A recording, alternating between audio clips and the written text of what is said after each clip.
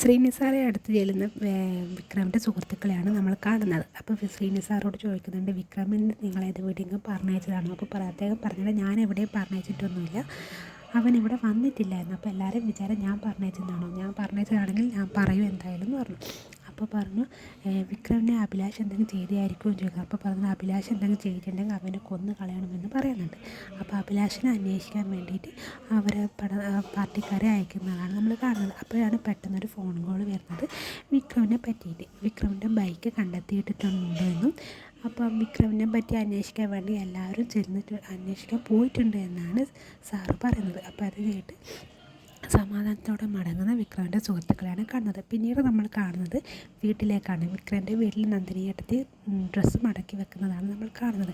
അതിൻ്റെ ഇടയിലേക്ക് വരുന്ന വിക്രമിൻ്റെ ചേട്ടനെയാണ് നമ്മൾ കാണുന്നത്. അപ്പോൾ വിക്രമിൻ്റെ ചേട്ടനോട് നന്ദിനിയേട്ടത്തി ചോദിക്കുന്നുണ്ട്, വിക്രമിനെ അന്വേഷിച്ചോ കിട്ടിയോ എന്ന്. അപ്പോൾ പറയുന്നുണ്ട് ഇല്ല, അവനെ അന്വേഷിച്ച് കിട്ടിയില്ല, അവൻ എവിടെയോ ഒളിവിലാണ് ഉള്ളത് എന്ന്. സുഹൃത്തുക്കളെടുത്തും സാറടുത്തും ചെന്ന് ചോദിച്ചിരുന്നു. അപ്പോൾ അവർക്കൊന്നും അറിയില്ല എന്നാണ് പറഞ്ഞത്. അപ്പോൾ പറഞ്ഞതിന് കൂടുതൽ അന്വേഷിക്കൊന്നും വേണ്ട, അവൻ ഒളിഞ്ഞു നിൽക്കുന്നതാണ്, കല്യാണം കഴിക്കാതിരിക്കാൻ വേണ്ടി മാറി നിൽക്കുന്നതാണ്, അപ്പം നിങ്ങളതിനെ അന്വേഷിച്ച് ബുദ്ധിമുട്ടണ്ട എന്ന് പറയുന്നുണ്ട്. അപ്പോൾ ചോദിക്കുന്നുണ്ട് നിനക്ക് അവൻ ഒളിഞ്ഞു നിൽക്കുന്നതിനെ പറ്റി വല്ലതും അറിയോ? അപ്പോൾ പറഞ്ഞിട്ട് ഇല്ല, എനിക്കറിയില്ല, നിങ്ങൾ പറയുന്ന കേട്ടാൽ തോന്നുമല്ലോ എന്നോട് പറഞ്ഞിട്ട് അവൻ മാറി നിൽക്കുന്നതെന്ന് എനിക്കൊന്നും അറിയില്ല. അപ്പോഴാണ് പുറത്തേക്ക് വിളിക്കുന്നത്. അപ്പോൾ ഏട്ടനോട് ചോദിക്കുന്നുണ്ട്, നീ വിക്രമിനെ അന്വേഷിക്കാൻ പോയിട്ട് എന്തായി, അന്വേഷിച്ചോ? അപ്പോൾ പറഞ്ഞിട്ട് അന്വേഷിച്ചു, പക്ഷെ ഒന്നും വിവരമൊന്നും കിട്ടിയില്ല, അവൻ എവിടെ എത്തിയിട്ടില്ല എന്ന് പറഞ്ഞു. അപ്പോൾ പറഞ്ഞു നീ എന്താ ഇങ്ങനെ പറഞ്ഞത്, കാണാനില്ല എന്നൊക്കെ പറയാൻ പറ്റും. അപ്പോൾ 2 ദിവസമായിട്ട് കാണുന്നില്ലാത്ത ഒരാളെ കാണുന്നില്ല എന്നല്ലാണ്ട് വേറെ എന്താ പറയേണ്ടതെന്ന് അമ്മനോട് പറയുന്നു. അപ്പോൾ അമ്മയോട് മുമ്പിലേക്ക് നന്ദിനിയേട്ടത്തി വരികയും നന്ദിനിയേട്ടത്തി പറയുന്നുണ്ട്, നാളെ എന്തായാലും കല്യാണമൊന്നും നടക്കില്ല, വെറുതെ എന്തിനാ എല്ലാവരെയും വിളിച്ച് കൂട്ടിയിട്ട് അപമാനിക്കുന്നത്, ഇന്ന് തന്നെ എല്ലാവരും വിളിച്ച് പറഞ്ഞോളൂ കല്യാണം നടക്കില്ല എന്ന്.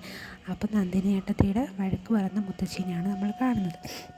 അപ്പം മുത്തശ്ശിയോട് പറയുന്നുണ്ട്, ഓരോ ആചാരങ്ങളും വെച്ചിട്ട് അവൻ ഒളിഞ്ഞു നിൽക്കുന്നതാണ്, അവൻ എന്തായാലും നാളെ കല്യാണം കഴിഞ്ഞാൽ മാത്രമേ ഇങ്ങോട്ട് വരുള്ളൂ എന്ന്. അപ്പോൾ ഇത് കേട്ട് നന്ദിനിയേട്ടത്തിയോട് പറയുന്നുണ്ട്, നിനക്ക് എന്താണ് പ്രശ്നം ഈ കല്യാണം നടക്കുന്നത് എന്ന്. അപ്പോൾ പറയുന്നുണ്ട്, എനിക്കൊരു പ്രശ്നമില്ല, നാളെ അച്ഛനും അമ്മ എന്തായാലും നാണം കെടും എന്നാണ് പറയുന്നത്. അപ്പോൾ അത് കഴിഞ്ഞിട്ട് നന്ദിനിയേട്ടത്തി അകത്തേക്ക് പോയി. അപ്പോൾ വിക്രമിനെ പറ്റി അമ്മ വേദയോട് സംസാരിക്കുന്നതാണ് നമ്മൾ കാണുന്നത്.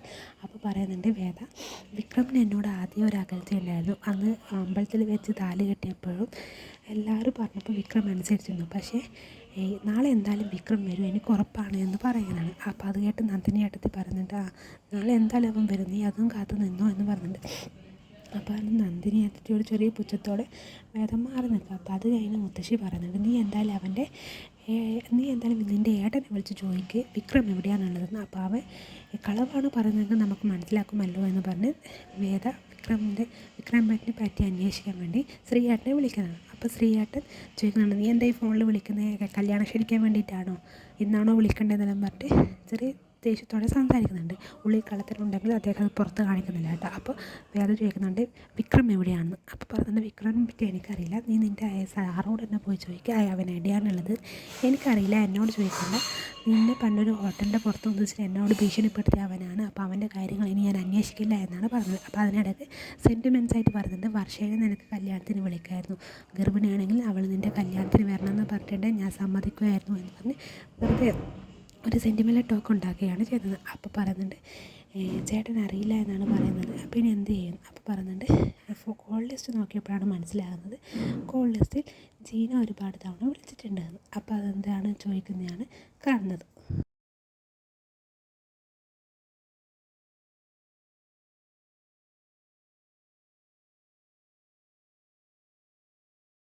അപ്പോൾ പറയുന്നുണ്ട്, അപ്പോൾ മോൾ ഫോൺ ഫ്ലൈറ്റ് മോഡ് ഓൺ ആക്കിയിട്ടപ്പോൾ ഫോൺ കോളിലൊന്നും കണ്ടില്ല. അപ്പോൾ ഇപ്പോഴാണ് കാണുന്നത് ജീന ഒരുപാട് തവണ വിളിച്ചിട്ടുണ്ട്, എന്താണെന്ന് വിളിച്ച് ചോദിക്കാമെന്ന്. അപ്പോൾ അമ്മയും മുത്തശ്ശിയും പറയുന്നുണ്ട്, തിരിച്ച് വിളിച്ച് നോക്ക്, എന്താണെന്ന് അറിയാലോ എന്ന്. അപ്പോൾ അത് കഴിഞ്ഞ് വേദ ജീനയെ വിളിക്കുന്നതാണ് നമ്മൾ കാണുന്നത്. അപ്പോൾ ജീനയെ വിളിക്കുമ്പോൾ ജീന പറയുന്നുണ്ട്, ജീന എന്ത് ചെയ്തു, ആദ്യം തന്നെ കോൾ എടുത്തില്ല, കോൾ കട്ടാക്കി. 2-3 തവണ വിളിച്ചപ്പോഴാണ് ജീന കോൾ എടുത്തത്. അപ്പോൾ കോൾ എടുത്തപ്പോൾ ജീന പറയുന്നുണ്ട്, ജീനയോട് പറയാണ് വേദ, 1-2 തവണ വിളിച്ചതാണെങ്കിൽ കുഴപ്പമില്ലായിരുന്നു, 3-4 തവണ ഒരാളെ വിളിക്കണമെങ്കിൽ അതിനെന്തെങ്കിലും കാര്യമായ കാര്യം ഉണ്ടാകും, നീ വിക്രമിനെ പറ്റി എന്തെങ്കിലും അറിയുന്ന കാര്യമാണ് എങ്കിൽ ഇപ്പോൾ പെട്ടെന്ന് തന്നെ എന്നോട് പറയാം, അതല്ലാന്നുണ്ടെങ്കിൽ പറയിപ്പിക്കാനുള്ള വഴി എനിക്കറിയാമെന്നാണ് വേദ ജീനയോട് പറയുന്നത്. അപ്പോൾ ഇത് കേട്ട് പേടിച്ച് ജീന പറയുന്നുണ്ട് ചേച്ചി എന്തായാലും രാധയെ വിളിച്ച് നോക്കുക എന്ന്. അപ്പോൾ അതിലെന്തൊരു കാര്യം ഉണ്ടായിരിക്കണമല്ലോ രാധയെ വിളിച്ച് നോക്കുക എന്ന് പറയണ്ടെങ്കിൽ. അപ്പോൾ അത് മുത്തശ്ശിയോടും അമ്മയോടും പറയുന്ന വേദയാണ് നമ്മൾ കാണുന്നത്. അപ്പോൾ മുത്തശ്ശി വേദയും അമ്മയും അമ്പരന്ന് നിൽക്കുന്നത് നമ്മൾ കാണാം. അപ്പോൾ അത് കഴിഞ്ഞ് നമ്മൾ കാണിക്കുന്നത് രാധയാണ്. രാധ വീട്ടിൽ വന്നിട്ട് സാധനങ്ങളെല്ലാം ആക്കി തിരിച്ചു പോകുന്നതാണ് നമ്മൾ കാണുന്നത്. വിക്രമിന് കൊടുക്കാനുള്ള ഡ്രസ്സും അതുപോലെ തന്നെ കഞ്ഞിയും അങ്ങനെയൊക്കെ എടുത്തിട്ടാണ് രാധ ആശുപത്രിയിലേക്ക് പോകുന്നതാണ്. ഇതിനിടയിൽ നമ്മൾ മുത്തശ്ശിയെ ഒന്നും കൂടി കാണുന്നുണ്ട്. അപ്പോൾ മുത്തശ്ശി പറയുന്നുണ്ട് എല്ലാവരും പെട്ടെന്ന് റെഡി ആയിക്കോളൂ, നമുക്കിനൊരു സ്ഥലം വരെ പോകണമെന്ന്. അപ്പോൾ അത് കഴിഞ്ഞ് രാധ ഒരുങ്ങി ഇറങ്ങുന്നതാണ്. അപ്പോൾ രാധയുടെ അച്ഛൻ ചോദിക്കുന്നുണ്ട് നീ എവിടെയാണ് രാവിലെ പോയതെന്ന്. അപ്പോൾ പറയുന്നുണ്ട് രാവിലെ എനിക്കൊരു ഓട്ടോ ഉണ്ടായിരുന്നു, അതുകൊണ്ടാണ് രാവിലെ പോയതെന്ന്. അപ്പോൾ പറഞ്ഞു നീ അങ്ങനെ ഓട്ടോ ഒന്നും എടുക്കാറില്ല. അപ്പോൾ പറഞ്ഞു അല്ല അച്ഛനെ പോലെ വെറുതെ ഇവിടെ ഇരിക്കുക എന്ന് പറഞ്ഞിട്ട് അവളെ അച്ഛനെ വല്ലാതെ പറയുന്നുണ്ട്. അപ്പോൾ അത് കഴിഞ്ഞ് അവൾ ഓട്ടോയിൽ കയറുമ്പോഴാണ് ഫോൺ വിളിക്കുന്നത്. ഫോൺ കട്ടാക്കി അപ്പോഴാണ് വീട്ടിൻ്റെ മുറ്റത്തേക്ക് ഒരു ഓട്ടോറിക്ഷ വന്നിറങ്ങുന്നത് കണ്ട്. ഓട്ടോറിക്ഷയിലുള്ളത് ജീനയും മുത്തശ്ശിയും വേദയുമാണ്. അപ്പോൾ അവൾ പേടിച്ച് നോക്കുന്നതാണ് നമ്മൾ കാണുന്നത്. അപ്പോൾ അത് കഴിഞ്ഞ് അവൾ ഓട്ടോറിക്ഷ എടുക്കാൻ നോക്കുന്നെങ്കിൽ ഓട്ടോറിക്ഷ എടുക്കാൻ പറ്റിയിട്ടില്ല കേട്ടോ. അപ്പോൾ അവൾ ഓട്ടോറിക്ഷ തന്നെ ഇരുന്നു. അപ്പോഴാണ് മുത്തശ്ശി ഓട്ടോറിക്ഷയിൽ നിന്ന് പുറത്തേക്ക് ഇറങ്ങുന്നത് അവൾ കാണുന്നത്. മുത്തശ്ശിയുടെ പിറകെയായിട്ട് തന്നെ വേദയും ഉണ്ട്. ആദ്യം ജീനയാണ് ഓട്ടോറിക്ഷയിൽ നിന്ന് ഇറങ്ങുന്നത്, പിന്നീട് അവർ രണ്ടുപേരും പുറകെ ഇറങ്ങി വരുന്നതാണ് കാണുന്നത്. അപ്പോൾ ഇതിനിടയിലേക്ക് രാധയുടെ അച്ഛൻ വരികയും എന്താണ് കാര്യമെന്ന് അന്വേഷിക്കുകയും ചെയ്യുന്നു. അപ്പോഴാണ് പറഞ്ഞത് അവൾ ജീനയാണ് ആദ്യം ഇറങ്ങിപ്പോയതെങ്കിൽ ജീന ഓരോ കാര്യങ്ങൾ പറഞ്ഞിട്ട് രാധ അതിന് കള്ളത്തിന് മറുപടി പറയുന്നതായിട്ട് രാധയുടെ അച്ഛൻ ചെവിക്ക് പിടിക്കുന്നതാണ് നമ്മൾ കാണുന്നത്. അപ്പോൾ ചെവിക്ക് പിടിക്കേണ്ട അവിടെ ഒരു കള്ളത്തരം പറഞ്ഞാൽ 1000 കള്ളത്തരം പറയേണ്ടി വരുന്നു അല്ലേ രാധ എന്ന് ചോദിക്കുന്നുണ്ട്. അപ്പോൾ എന്താ കാര്യം ചോദിച്ചപ്പോൾ പറയുന്നുണ്ട് എൻ്റെ കൊച്ചുമോനെ ഇന്നലെ കാണാനില്ല, ആക്സിഡൻ്റായി. അപ്പോൾ ഇവളാണ് രക്ഷിച്ചത്, പക്ഷേ ഇവളത് നമ്മളെ വിളിച്ച് പറഞ്ഞില്ല. അപ്പോൾ അതൊരു കള്ളത്തരം ചെയ്തു, അപ്പോൾ അതെന്തായാലും ഇവിടെ അറിയിക്കാൻ വേണ്ടി വന്നതാണ് എന്ന് പറയുന്നത്. അപ്പോൾ ഇത് കേട്ട് അമ്പരന്ന് നോക്കുന്ന രാധയുടെ അച്ഛനെയാണ് നമ്മൾ കാണുന്നത്. അപ്പോൾ രാധയുടെ അച്ഛൻ രാധയെ തന്നെ ഇങ്ങനെ നോക്കി നിൽക്കുന്നത്. അപ്പോൾ അത് കഴിഞ്ഞിട്ട് പറയുന്നുണ്ട് ഇതിവിടെ അറിയിച്ചിട്ട് ഇവളെയും കൊണ്ട് ആശുപത്രി പോയാൽ മതി, ഞാനാണ് പറഞ്ഞത്. അപ്പോൾ ഇതിവിടെ അറിയിച്ചതേ ഉള്ളൂ എന്ന് പറഞ്ഞിട്ട് രാധയെയും കൂട്ടി ഓട്ടോറിക്ഷയിലേക്ക് വലിച്ച് കയറുകയാണ് അവരെല്ലാവരും. അപ്പോൾ ഇത് കഴിഞ്ഞ് വേദ രാധയുടെ അച്ഛനെ നോക്കുന്നുണ്ട്.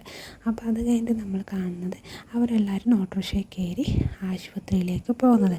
അപ്പോൾ മുത്തശ്ശി രാധയുടെ ചെവിക്ക് പിടിച്ചിട്ടാണ് ആശുപത്രിയിലേക്ക് കൊണ്ടുപോകുന്നത്. അപ്പോൾ ഇനി കാണാൻ പോകുന്നത് നമ്മൾ ആശുപത്രിയിലുള്ള എപ്പിസോഡാണ്. അപ്പോൾ ഇത് നോക്കി നിൽക്കുന്ന രാധയുടെ അച്ഛനെയാണ് നമ്മൾ കാണുന്നത്. അപ്പോൾ രാധയുടെ അച്ഛൻ സങ്കടത്തോടെ നോക്കുന്നുണ്ട്. അപ്പോൾ നമ്മൾ എന്തായാലും ഇനി ആശുപത്രിയിലെ എപ്പിസോഡാണ് കാണുന്നത്. വിക്രം ആശുപത്രിയിൽ നിന്ന് ഡ്രസ്സൊക്കെ ചെയ്തിട്ടുണ്ട്. അപ്പോൾ അത് കഴിഞ്ഞിട്ട് തലവേദന ഉള്ളതുകൊണ്ട് റൂമിലുള്ള സാധനങ്ങളൊക്കെ ഒന്ന് നോക്കുകയാണ്. അതുപോലെ തന്നെ ഫ്രിഡ്ജ് തുറന്നു അതിനെ പറ്റി രാധ പറഞ്ഞതൊക്കെ കേൾക്കുകയാണ്. കൂടെ വീഡിയോ ഇഷ്ടപ്പെട്ടിട്ടുണ്ടെങ്കിലും കുറച്ച് സബ്സ്ക്രൈബ് കൂടി ചെയ്യണം, കൂടാതെ സപ്പോർട്ട് കൂടി ചെയ്യാം. ഡെയിലി എപ്പിസോഡിനായി ഈ വീഡിയോസ് ചാനൽ എന്തായാലും സബ്സ്ക്രൈബ് കൂടി ചെയ്യണേ.